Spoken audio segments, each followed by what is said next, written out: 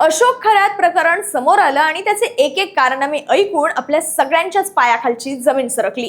पण या सगळ्या प्रकरणात अशोक खरातवर वेगवेगळ्या स्वरूपाचे गुन्हे दाखल होत असतानाच जादूटोणा विरोधी कायद्याची सुद्धा चर्चा आता सुरू झाली आहे। या कायद्यांतर्गत खरातवर गुन्हा दाखल करण्याची मागणी होतीये, पण ही मागणी का होतीये आणि हा जादूटोणा विरोधी कायदा नेमका आहे तरी काय, पाहूयात आजच्या ऑन पॉइंट मधून।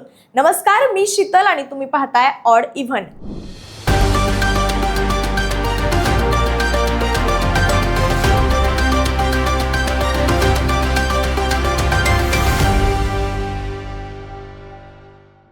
सर्वात आधी तर हे प्रकरण थोडक्यात समजून घेऊयात।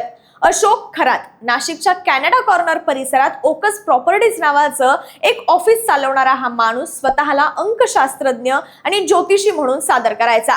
भविष्य सांगण्याची क्षमता असल्याचा दावा करत तो लोकांच्या वैयक्तिक समस्यांवर उपाय देतो असा विश्वास निर्माण करायचा। खरातने स्वतःभोवती प्रभावाचे कृत्रिम वलय हे तयार केलेलं। त्याच्या ऑफिसमध्ये मोठ्या राजकीय नेत्यांसोबत, वरिष्ठ सरकारी अधिकाऱ्यांसोबत आणि समाजातील प्रतिष्ठित व्यक्तींसोबतचे फोटो हे लावलेले असायचे। हे फोटो पाहून सामान्य लोक आणि विशेषतः महिला त्याच्यावर सहज विश्वास ठेवायच्या। कोणाचं लग्न जमत नसेल, कोणाच्या व्यवसायात सतत नुकसान होत असेल किंवा कोणाला मूल होत नसेल तर या सगळ्या समस्यांवर तो अंकशास्त्र आणि ग्रहदोष यांचा आधार घेत उपाय सांगायचा। या उपायांच्या नावाखाली तो महिलांना महागडी रत्न म्हणजेच खडे विकायचा आणि जर ते खडे काढले तर आयुष्यात मोठं संकट येईल, कुटुंबावर अनर्थ ओढवेल अशी भीती त्यांच्या मनात निर्माण करायचा। विश्वास निर्माण करणं, भीती दाखवणं आणि त्यातून आर्थिक व मानसिक नियंत्रण मिळवणं हीच खरातच्या फसवणुकीची पहिली पायरी होती। हा विश्वास मिळवल्यानंतर तो हळूहळू महिलांना भीतीच्या जाळ्यात अडकवत होता।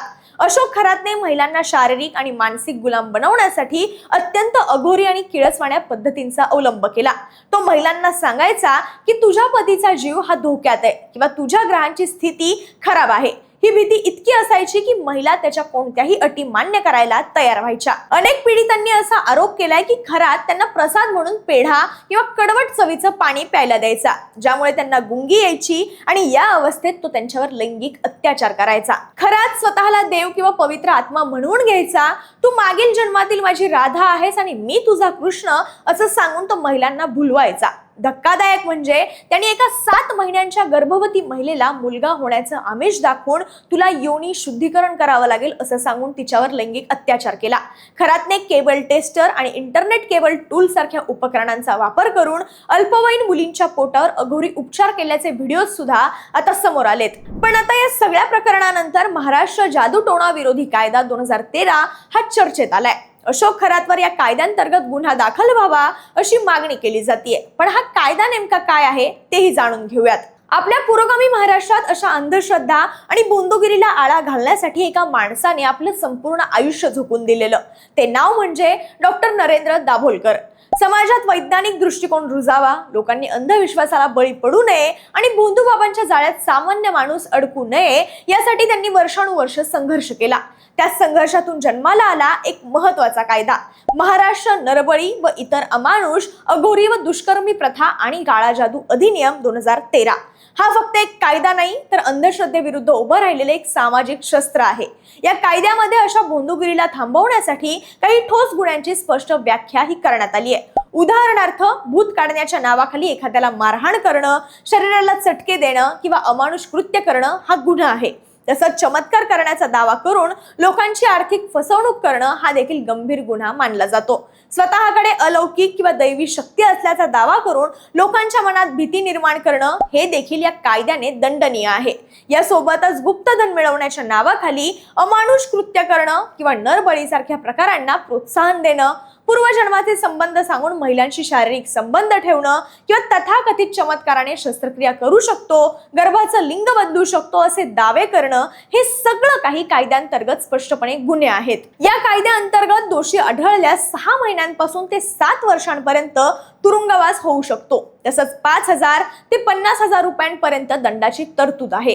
आणि सगळ्यात महत्त्वाचं म्हणजे हा गुन्हा अजामीन पात्र आहे, म्हणजेच अशा प्रकरणांमध्ये सहज जामीन मिळत नाही। आता हा कायदा काही इतक्या सहजपणे तयार झाला नाहीये, त्यामागे डॉक्टर नरेंद्र दाभोलकर यांचा दशकांपर्यंत चाललेला संघर्ष आहे आणि शेवटी दिलेलं बलिदान। 1989 मध्ये त्यांनी महाराष्ट्र अंधश्रद्धा निर्मूलन समितीच्या माध्यमातून अंधश्रद्धेविरुद्ध एक चळवळ सुरू केली. त्यांचा उद्देश एकच होता, समाजात वैज्ञानिक दृष्टिकोन निर्माण करणं आणि लोकांना भोंदूगिरीपासून वाचवणं. या कायद्याचा मूळ मसुदा सुद्धा त्यांनीच तयार केला होता. मात्र हा प्रवास सोपा नव्हता. अनेक राजकीय पक्ष आणि काही सनातनी संघटनांनी या कायद्याला विरोध केला.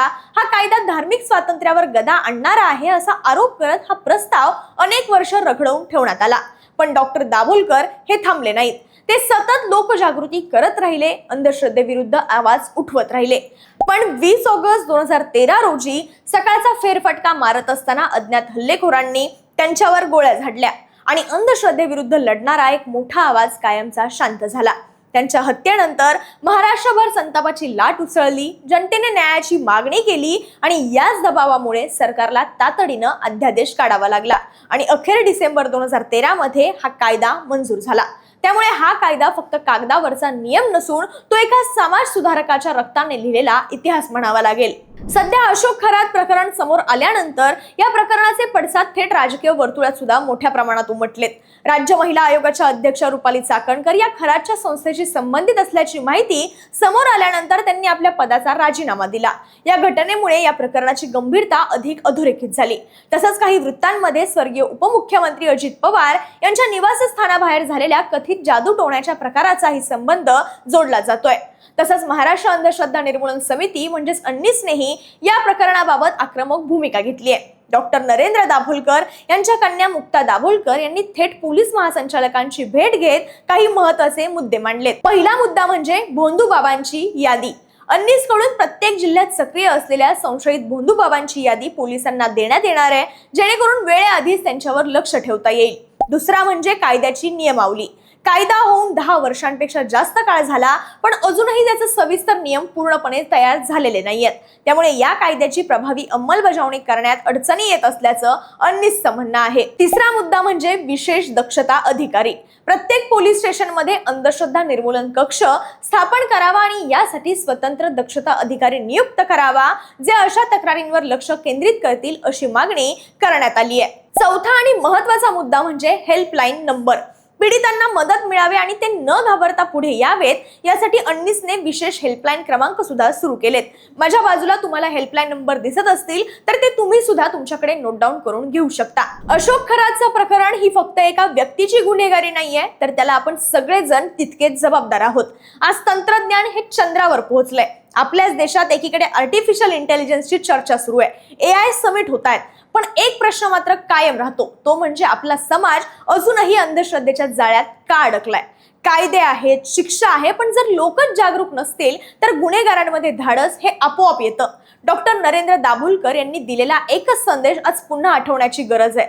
वैज्ञानिक दृष्टिकोन ठेवा, प्रश्न विचारायला शिका आणि कोणत्याही चमत्कारावर आंधळा विश्वास ठेवू नका. कारण जोपर्यंत आपण का विचारणार नाही तोपर्यंत असे तथाकथित कॅप्टन लोकांना लुबाडत राहतील आणि महिलांवर अत्याचार हे होतच राहतील. त्यामुळे जागरूक व्हा, अंधविश्वास नाही तर विवेकावर विश्वास ठेवा आणि अशाच व्हिडिओसाठी ऑड इव्हनला सबस्क्राईब करायला विसरू नका.